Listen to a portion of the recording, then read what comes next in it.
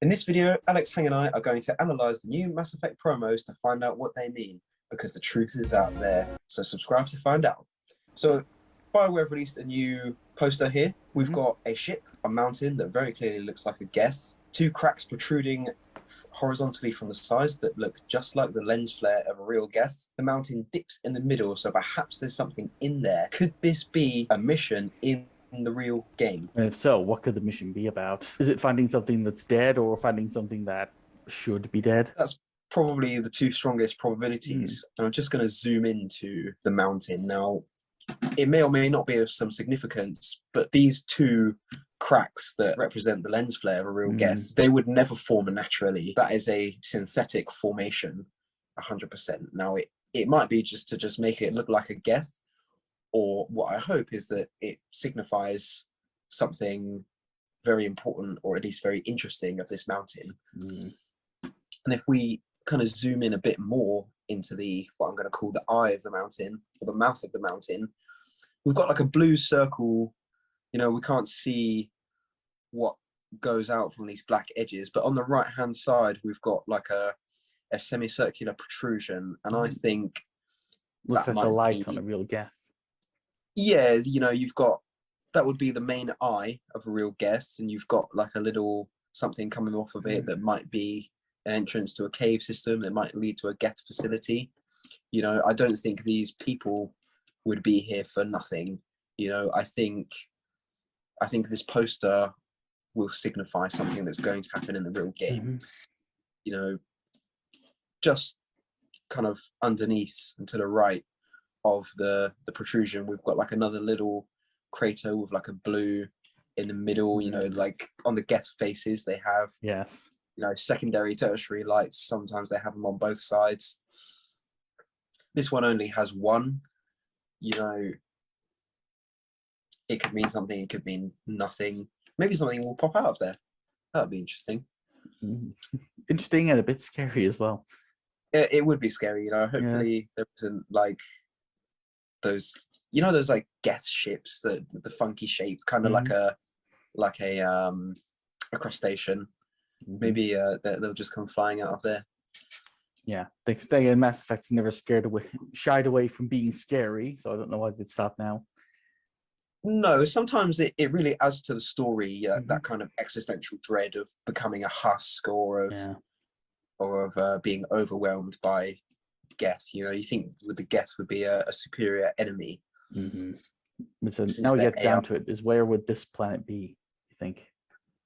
I think there's real potential for it to be Rannoch, the Quarian / Geth homeworld. What we saw of it in Mass Effect 3, it was rocky. You know, it was kind of like a brown, rocky kind of landscape. This is probably somewhere of higher altitude because we've got snow. But you never have a one biome planet. You know, planets are huge. They have lots of biomes. So this could easily be somewhere on Rannoch, or it could be like another Quarian / Geth planet that we've been to, like Haestrom, where they had the ionizing radiation that was dangerous.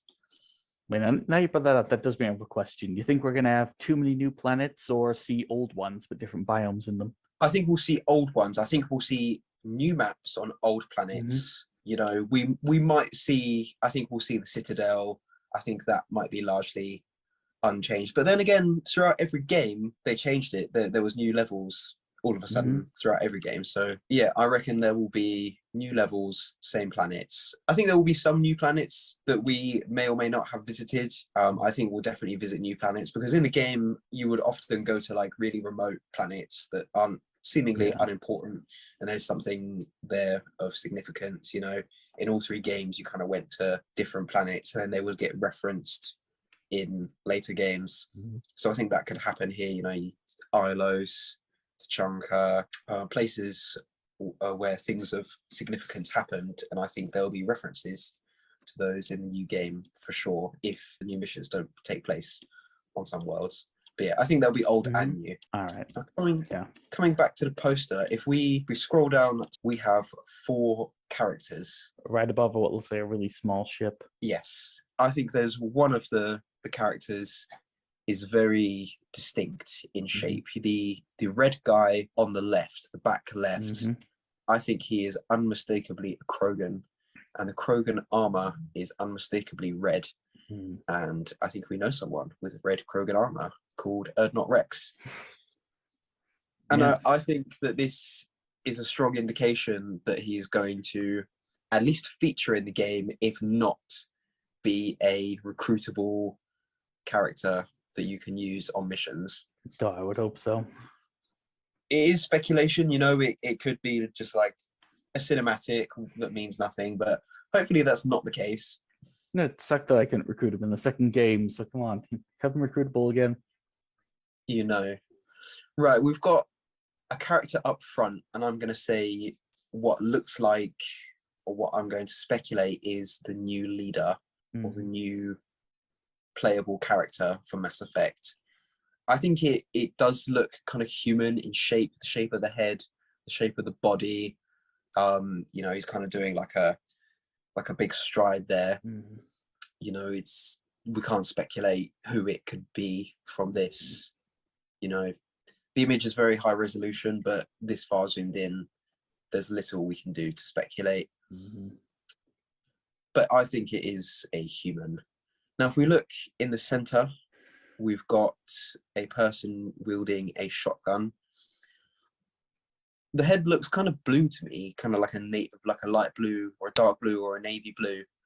I think he could either be an Asari or Quarian. Now, the Asari like their shotguns, so I want to hedge my bets on an Asari. But it could also be a Quarian, you know, it's quite a long head, and the Quarians had the mask with the pipes coming out of the back of the head for them to breathe, so it could be a Quarian. And then we've got this figure on the back right. I'd say that's a Turian. I would concur. There's a certain Turian that I really hope it is, Garrus Vakarian. But again, you know, it's the armor's blue as well, which is promising. Garrus had blue armor, but it's very small and very pixelated. And I think in the new game, they will go for like a semi all-star cast of recruitable characters that you can take on missions. You know, I think they would fall into a bit of a trap if they recycled all of the recruitable characters.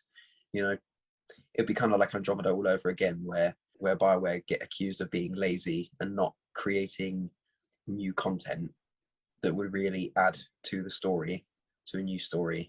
So I think that we'll see, you know, like 2 or 3, 4 all-star members tops.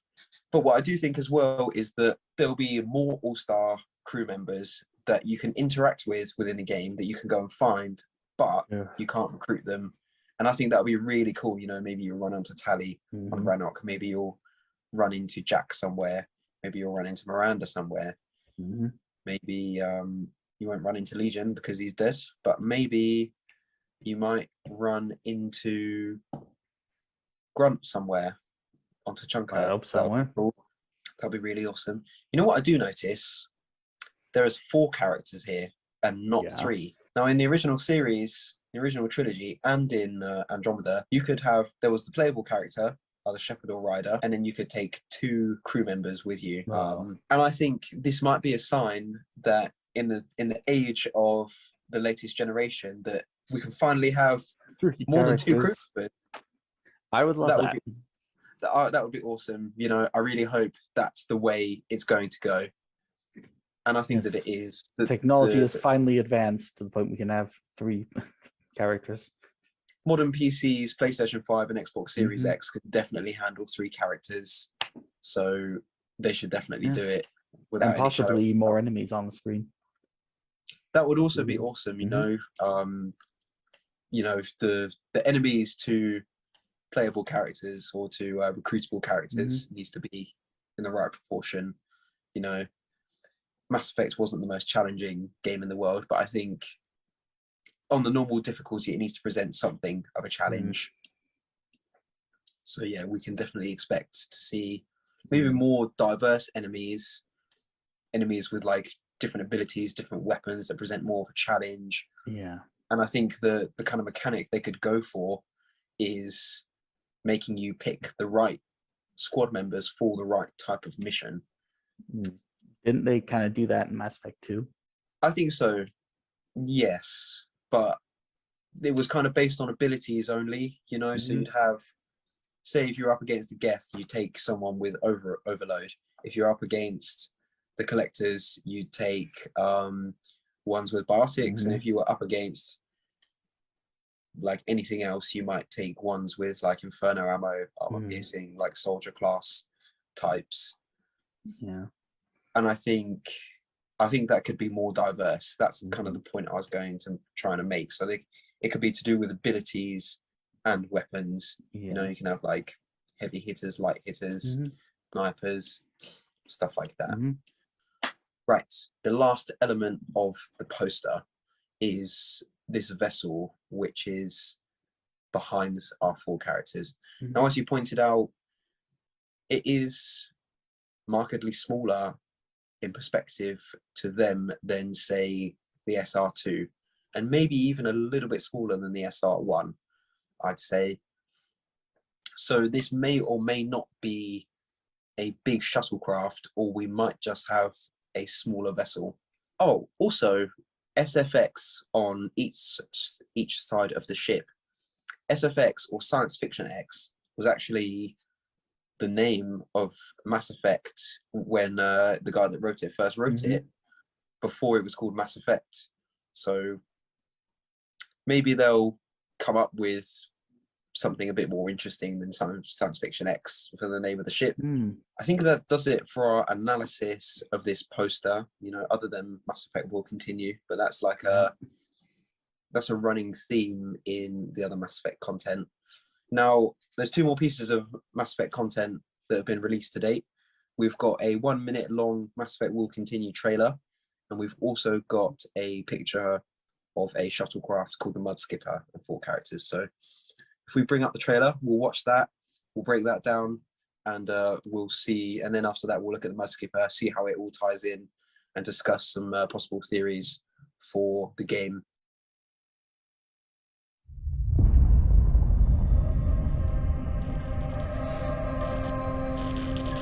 We know now that in the early years of the 20th century, this world was being watched.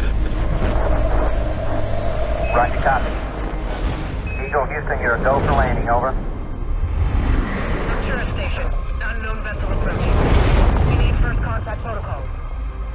Humanity now stands as partners in the galaxy. Arc 6 is away. Godspeed.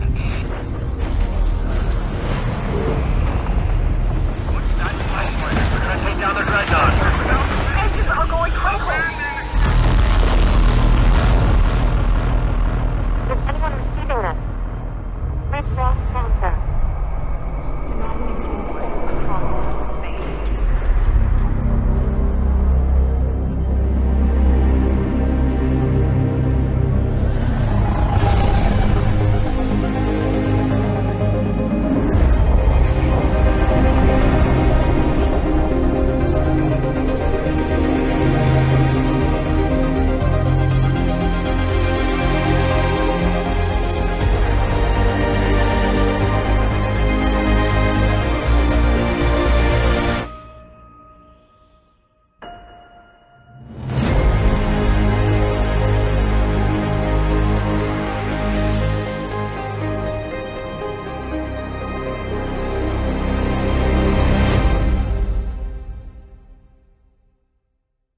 First off, after we see the kind of disc around the star, we see some rubble and we see some debris.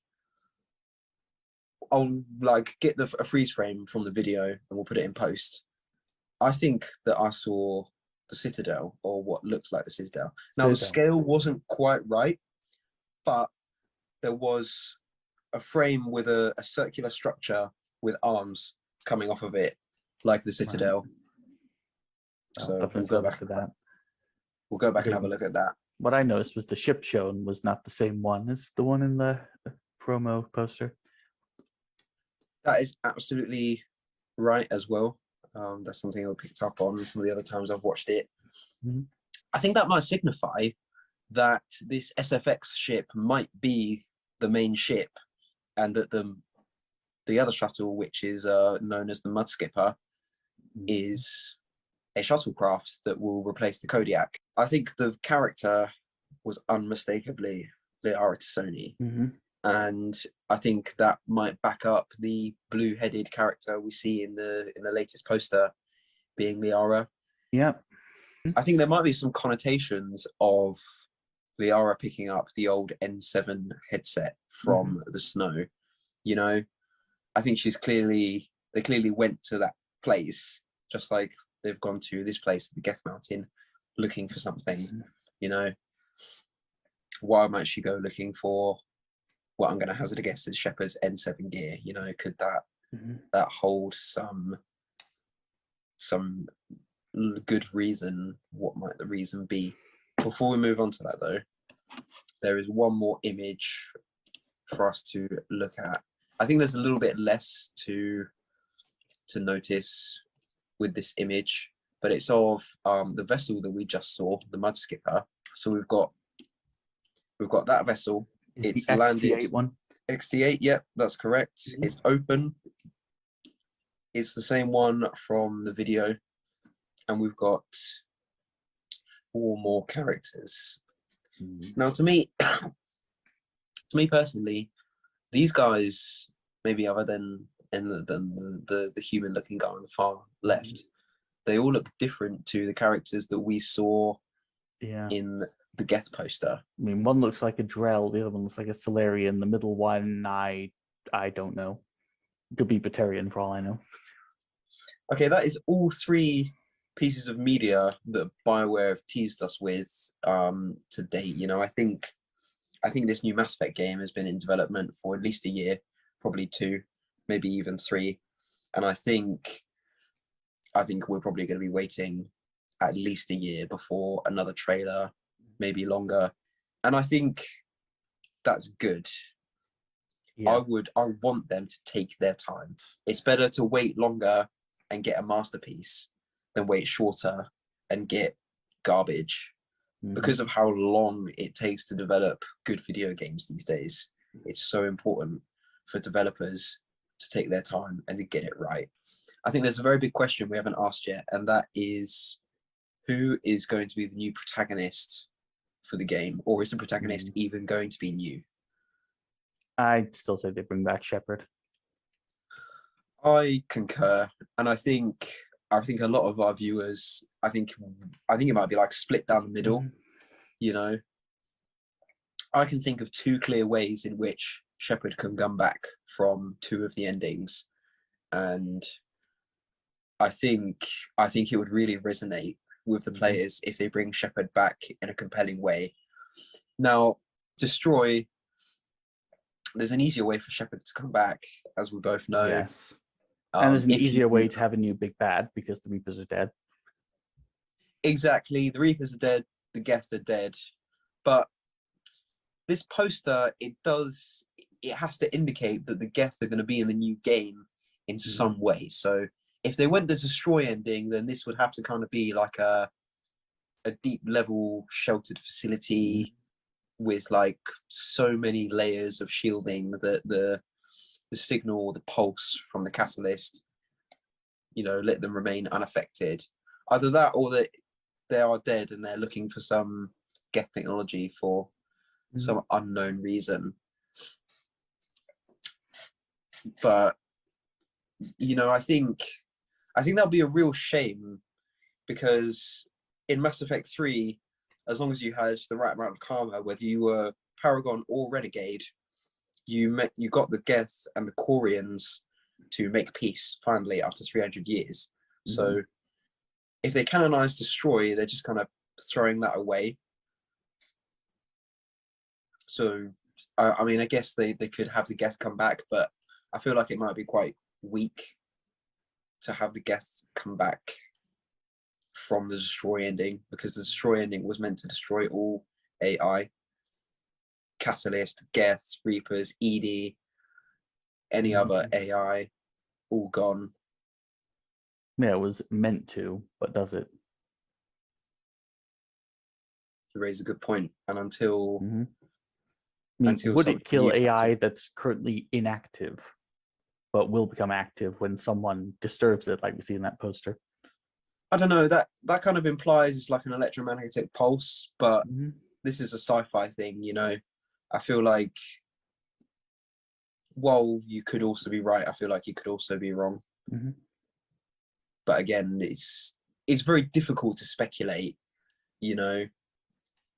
But I think the one thing that we can say for sure is that Geth will feature in the new game in some way. They might be alive, they might be dead, they might be good, they might be bad. And this doesn't tell us a whole lot, you know. And I think, so the bad guy, it could be the Geth, you know. I wouldn't be surprised if it was, and I wouldn't be surprised if it wasn't. It could be something that we've never seen before, that we haven't seen before, something entirely new to the series. So Um, something that's beyond our comprehension, hopefully. Exactly, you know, something maybe like Reaper-esque, but that's just also like not a carbon copy of the Reapers. You know, because the Reapers went, oh, we're beyond your understanding. You're chaos, we're order. Yeah, okay. I think maybe they might go for something like that. So I think kind of as before, as with the trilogy, the winning formula for Mass Effect is saving the galaxy in some way or another. You know, there has to be jeopardy, there has to be urgency. That's what makes it so compelling. And you know, when the odds are against you as well, and you're like, oh, how are we gonna equalize these odds? How are we gonna defeat this insurmountable enemy? That's like what made, you know, the original trilogy, Mass Effect 3, so good. So we've talked about the story, we've talked about the crew.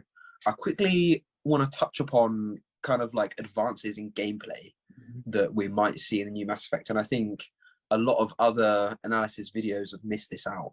So I think it'd be really good for us to touch upon it, and for Mass Effect fans to kind of think about what was good in terms of gameplay, what was bad, and what the new game should and shouldn't have. Okay, well, I'd say what the game should have, it should have reloadable weapons. Keep that. No, do not go back to the overheating weapons. You should have the ability to command squad mates to use abilities or to shoot at a certain enemy. Exactly, and you should be able to pick which ability they use. Yes. For example, you want to use Overload against a shielded enemy. You want to use Incinerate against an armored enemy. You want to use Warp against an enemy with a barrier, so on and so forth. Yeah. In Andromeda, they had you had initiators and detonators, and I think they will go that route. You know, that crappy game Anthem that they made kind of had the same formula. That mechanic in and of itself was a good mechanic. You know, there was just other reasons why those games did poorly. As for the maps, you know, where the next generation of consoles and the next generation of PC technologies come so far, I think we can have bigger maps. I think the winning formula is still going to be linear, but instead of like just one, what is essentially a straight line with a few twists and turns, we're going to have like what's known as wide linear, where there is still a path to follow, but there's branching arms of map off the main path for things for you to explore, interaction, your collectibles, you know, in-game resources like money, EZO, for example, your minerals that you had in all the Mass Effect games. I want to see that come into play for the levels. You know, I think the semi-open world / open world, that Andromeda, it was too empty, it was too big. Whereas like the linear missions were a lot better.